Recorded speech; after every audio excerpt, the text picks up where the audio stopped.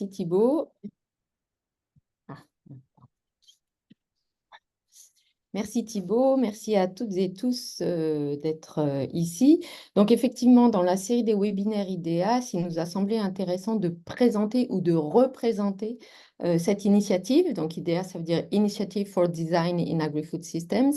Et c'est une initiative qui a été lancée en 2016, mais qui a beaucoup évolué. Donc on s'est dit que c'était intéressant de refaire une présentation aujourd'hui. Et donc, j'espère que ça ne sera pas trop redondant pour ceux qui connaissent déjà IDEAS et que ça sera suffisamment informatif pour ceux qui ne connaissent pas encore IDEAS.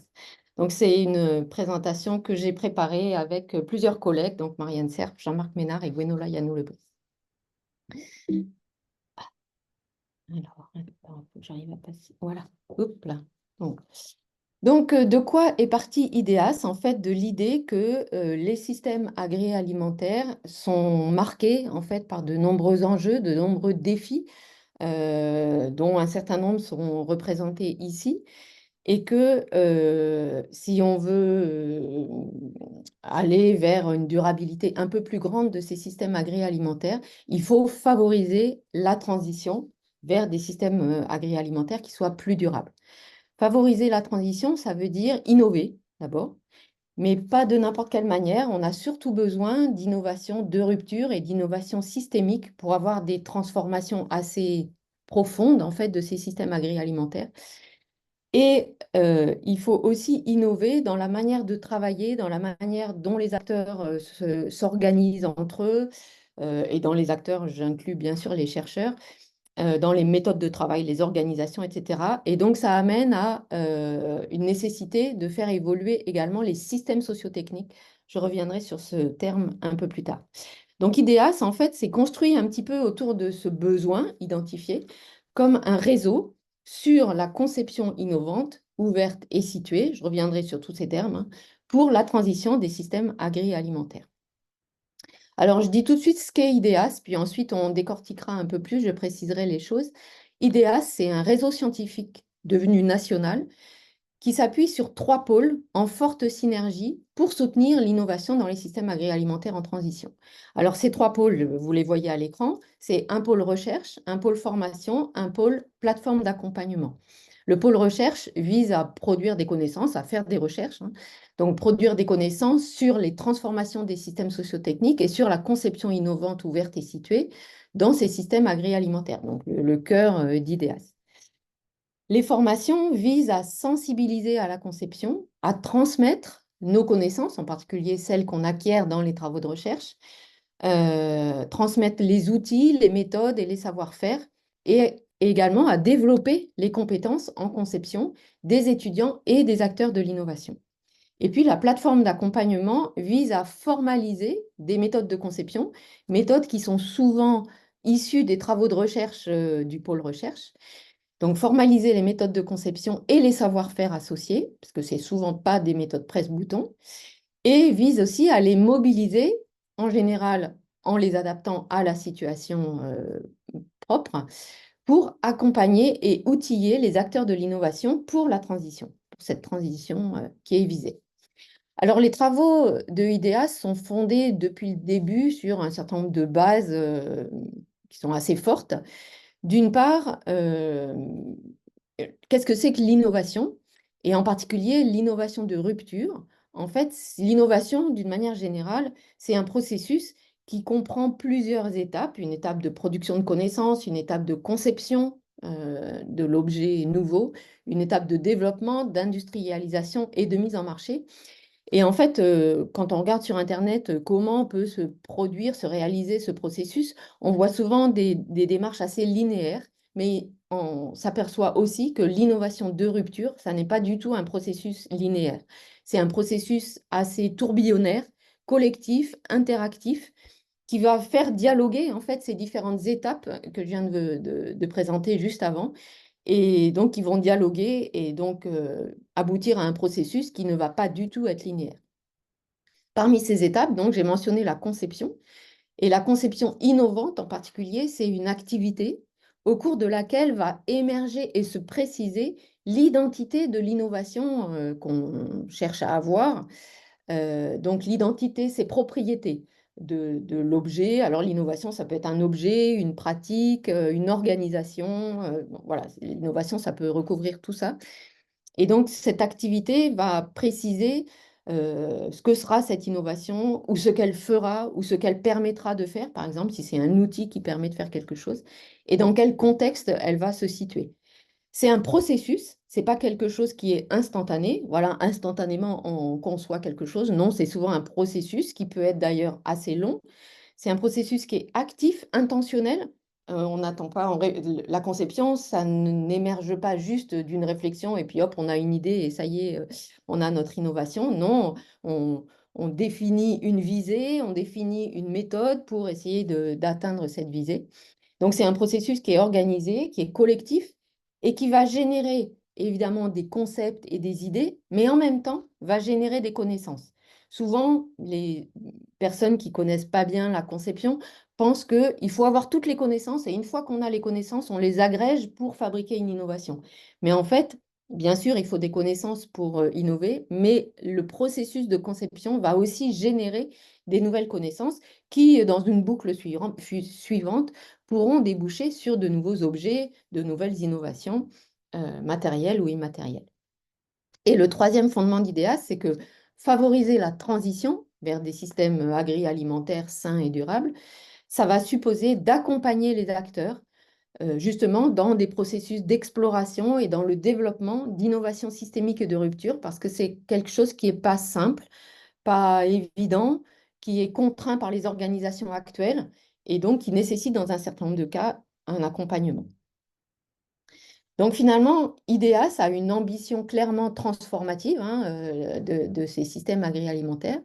Et donc on peut dire que IDEAS, c'est une communauté nationale de chercheurs et d'enseignants-chercheurs qui vont conduire des recherches, enseigner, développer des méthodes et un appui aux acteurs socio-économiques dans le but en fait de soutenir la conception innovante et l'accompagnement vers la transition des systèmes agroalimentaires sains et durables.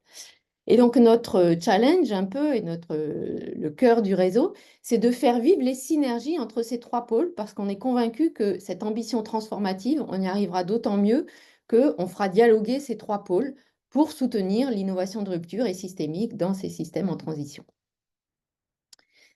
Alors, IDEAS, vous l'avez compris, le cœur d'IDEAS, c'est la conception innovante. Et donc, IDEAS vise à inscrire la conception innovante dans les processus de transition. Et pour cela, les travaux scientifiques d'IDEAS s'appuient sur différents cadres théoriques. Alors, j'ai indiqué, c'est non limitatif, c'est des cadres qu'on a beaucoup mobilisés jusqu'à présent, mais c'est ouvert. Il n'y a pas de limite aux cadres mobilisés. Donc, le premier cadre, en fait, c'est un cadre qui va nous permettre de stimuler l'exploration d'innovations de rupture, parce que ce n'est pas facile, en fait, de créer des innovations de rupture. Et c'est pas facile, pourquoi? Parce qu'on sait que l'exploration, qui est nécessaire, en fait, pour ces innovations de rupture, va supposer des méthodes pour éviter les chemins de dépendance, les voies qu'on connaît habituellement, les effets de fixation, parce qu'on est tous caractérisés par des effets de fixation. On pense d'abord à ce qu'on connaît. Et pour innover en rupture, il faut essayer de penser à des choses qu'on ne connaît pas.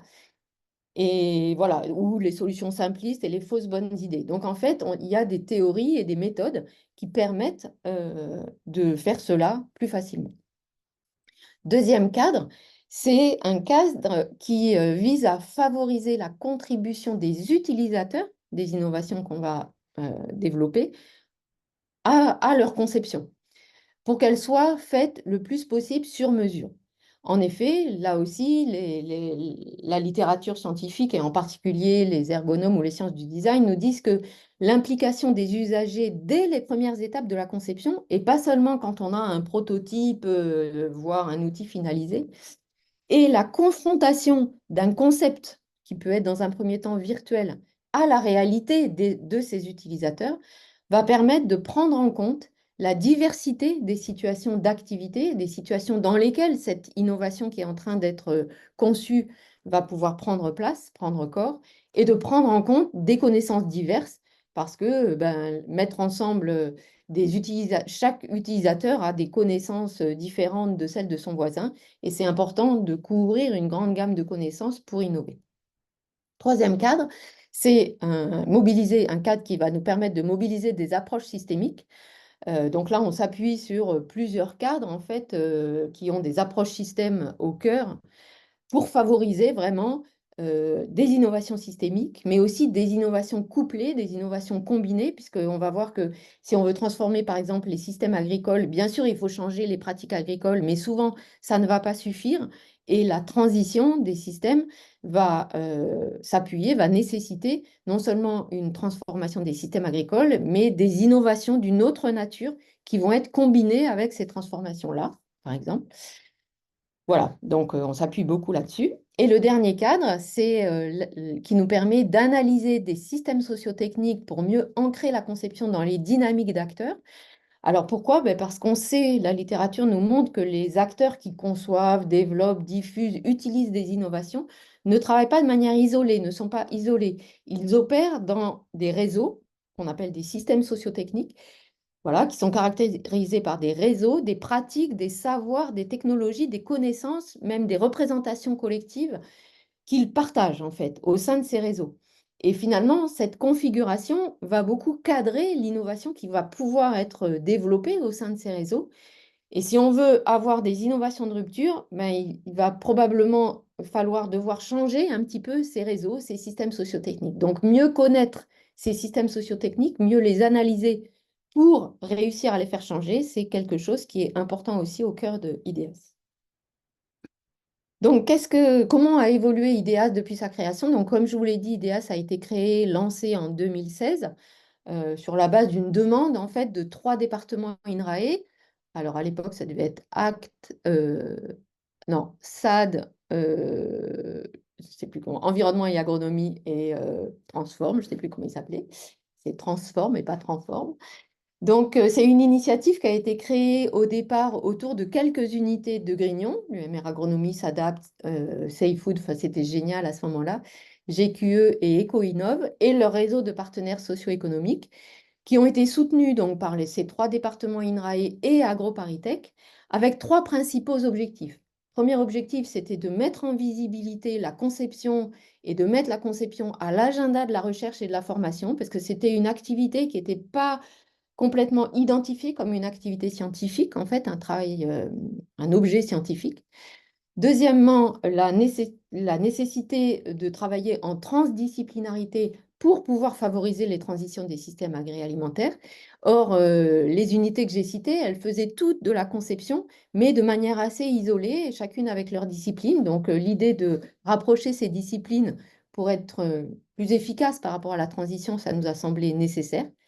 Et enfin, le troisième objectif, c'était de recoupler production, transformation, consommation, voire d'autres activités des systèmes agroalimentaires qui étaient souvent gérées de manière très séparée, aussi bien dans la recherche d'ailleurs que dans le monde socio-économique. Et or, pour réussir les transitions, il faut arriver à recoupler l'innovation dans ces différents secteurs. Donc ça, c'était au démarrage il y a 8 ans.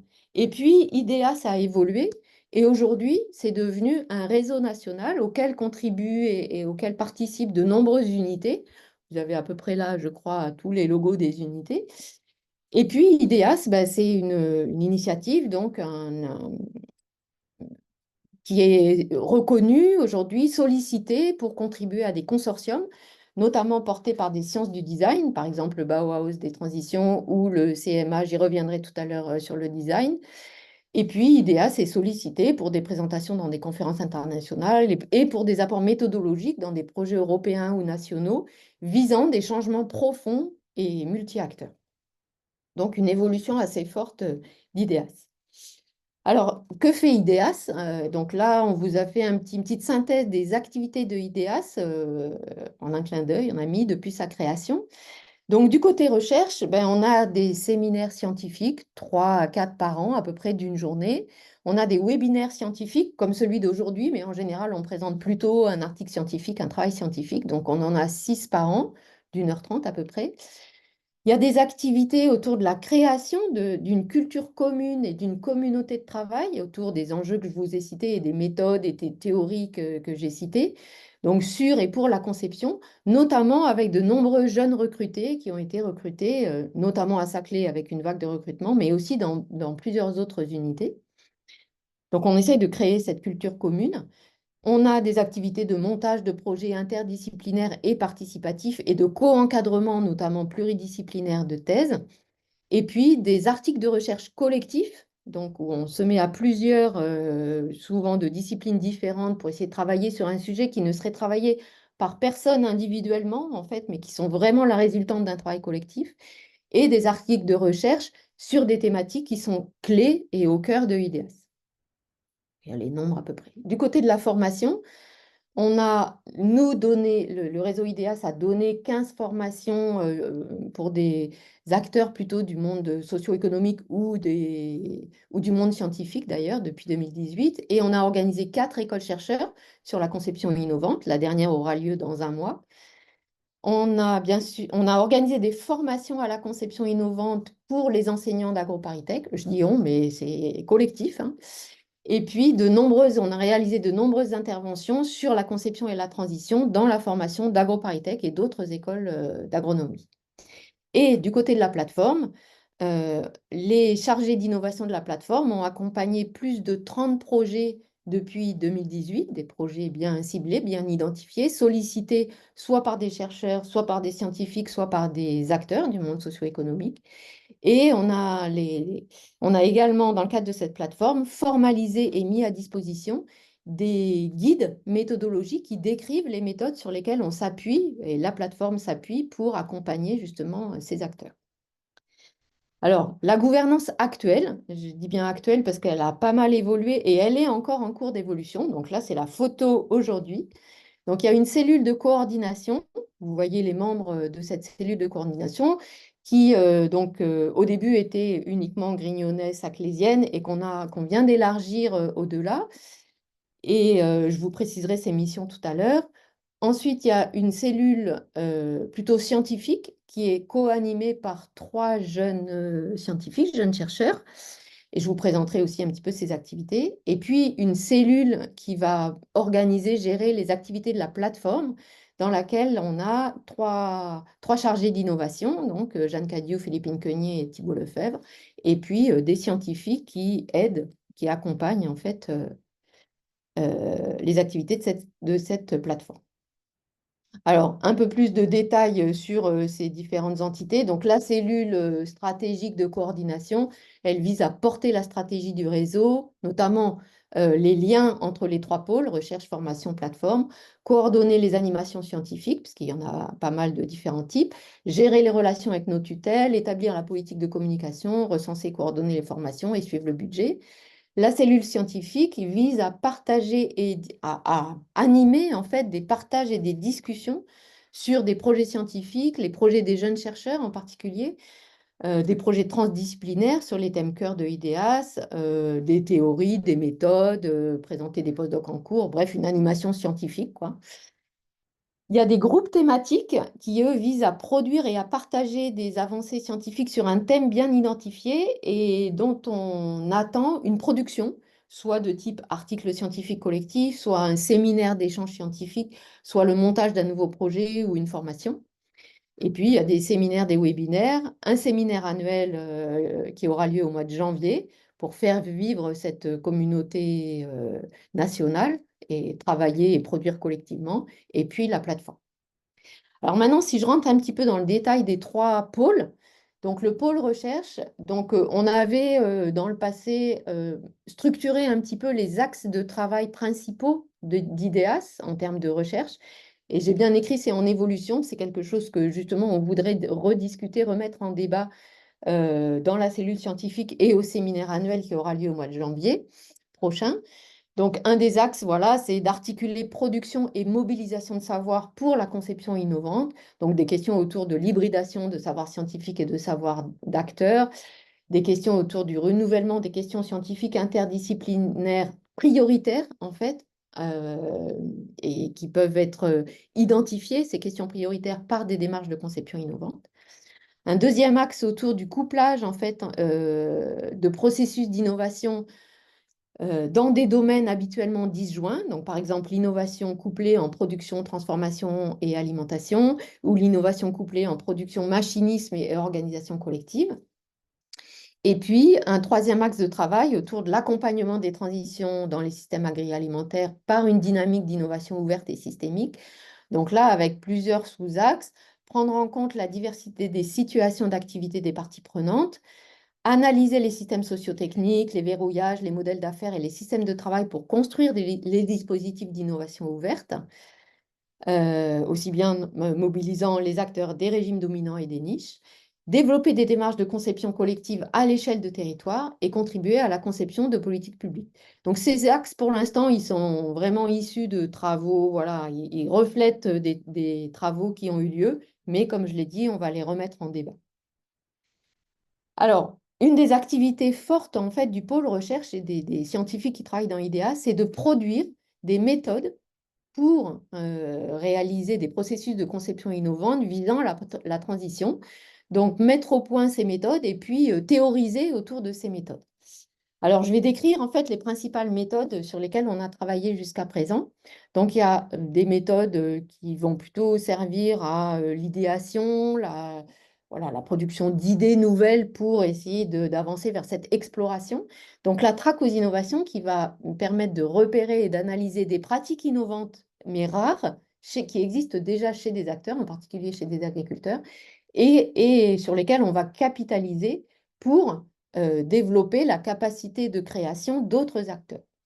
Les ateliers de conception qui vont organiser le dialogue entre plusieurs acteurs pour imaginer collectivement des solutions innovantes via une compréhension commune des enjeux et un partage de connaissances. Et puis la scénarisation de territoires agricoles, qui là est plutôt une conception à l'échelle de territoire, qui a démarré plutôt par des travaux autour de la simulation de l'agencement de systèmes de culture innovants en intégrant les enjeux individuels et collectifs et des spécificités locales, et qui peut s'élargir à d'autres objets que seulement les systèmes de culture à l'échelle de territoire. Une autre méthode, je vous en ai déjà parlé, c'est la conception de programmes de recherche interdisciplinaires. Donc là, en mobilisant des ateliers de conception, l'idée, ce n'est pas de produire une innovation, un objet innovant, mais de produire un programme de recherche ou des axes de recherche innovants, plutôt interdisciplinaires, mais en s'appuyant sur une méthodologie d'atelier de conception. Donc on a déjà mis en œuvre ce type de méthode dans plusieurs cas. Deux autres méthodes, la formalisation et la structuration des connaissances pour la conception. Donc, on a aujourd'hui beaucoup de connaissances, à la fois scientifiques et expertes, qui peuvent alimenter la conception. Et parfois, on est un peu perdu dans la manière de mobiliser ces connaissances. Et donc, on a proposé des méthodes pour structurer et capitaliser, en fait, des connaissances scientifiques et expertes de manière à être plus génératif, à permettre plus facilement la conception. Une méthode suivante autour du diagnostic du système sociotechnique, dont je vous ai parlé des systèmes sociotechniques, et cette méthode vise à analyser les freins et les leviers à l'innovation au sein de systèmes d'acteurs régionaux ou nationaux. Le diagnostic des usages et le test d'usage de prototypes s'adressent plutôt à des innovations de type outil, mais pas forcément, hein. Le diagnostic des usages va viser à analyser la diversité des manières d'accomplir une tâche ou de résoudre un problème pour stimuler et mieux formater la conception, nourrir la conception d'un outil ou d'un procédé innovant qui soit en lien et en forte adaptation avec ses futurs usagers. Et le test d'usage de prototypes va viser à soumettre des prototypes d'innovation à l'avis ou aux actions d'utilisateurs potentiels, voilà, sur la base d'une prise en main pour revoir, améliorer le prototype, voilà, après son passage en situation réelle, son test en situation réelle. Et puis, trois dernières méthodes plutôt sur une évaluation. Donc, l'évaluation multicritère orientée vers la conception. La conception pas à pas qui va accompagner des agriculteurs concepteurs ou éventuellement d'autres types d'acteurs dans une transformation progressive de leur mode de production tout en visant à aller vers des innovations de rupture. Et puis des réseaux d'expérimentation participative, la manière dont ils sont organisés, gérés, donc des dispositifs complexes, évolutifs entre années, entre acteurs, participatifs et qui sont délibérément orientés conception. Je passe maintenant au pôle formation. Donc là, j'ai laissé projet 2024-2025, mais non, c'est un peu un bilan de tout ce qui a été fait jusqu'à présent et effectivement de quelques projets.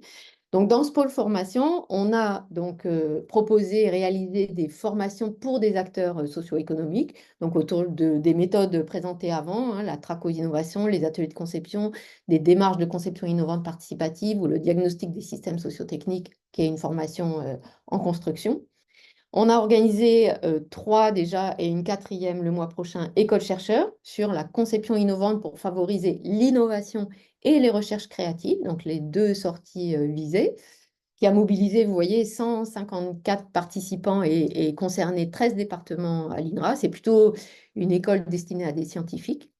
Et puis pour les écoles d'ingénieurs et les masters, de nombreuses formations ont déjà été données sur la conception innovante, les processus d'innovation, les verrouillages sociotechniques.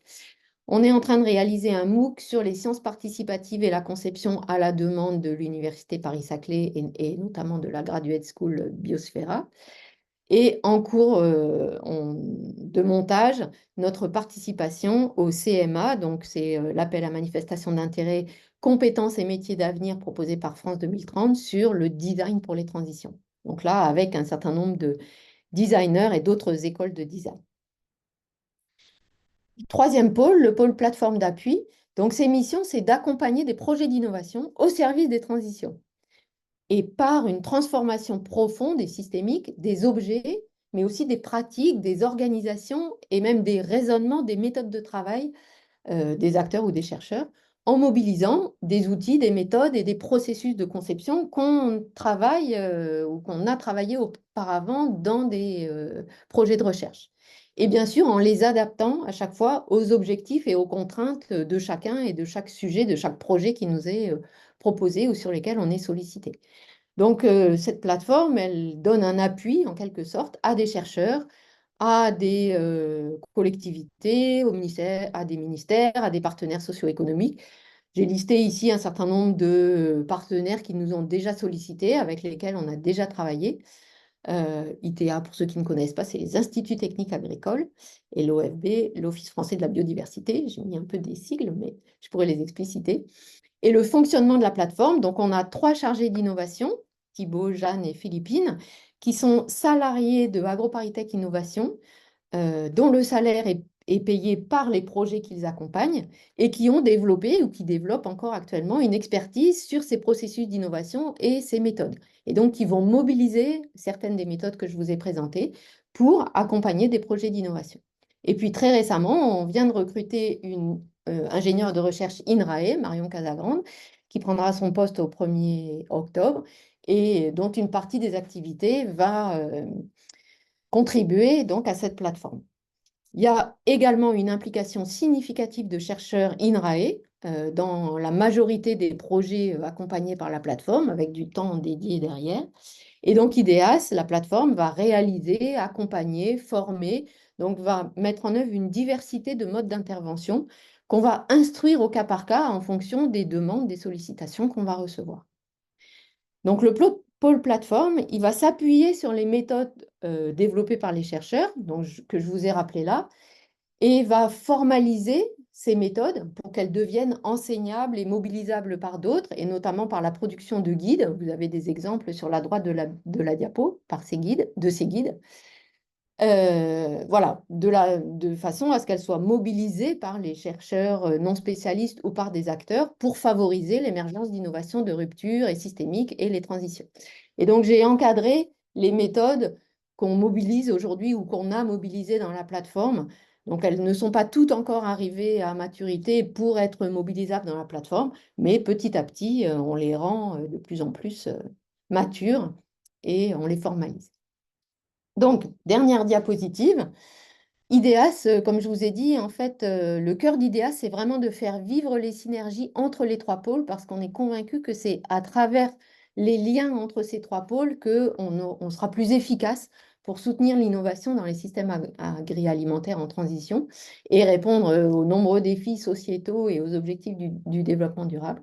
Et donc, vous avez ici un certain nombre d'exemples de liens entre deux ou trois des pôles. Donc, par exemple, les travaux de recherche sur certaines méthodes vont générer des guides qui vont être réalisés par la plateforme et mobilisés par la plateforme. Il y a de nombreuses interventions des chercheurs dans les formations. AgroParisTech ou autres écoles d'ingénieurs d'ailleurs, sur la conception et les systèmes sociotechniques. Les écoles chercheurs passées ont déjà généré des demandes de nouvelles formations plus spécifiques ou complémentaires ou plus précises sur certaines méthodes.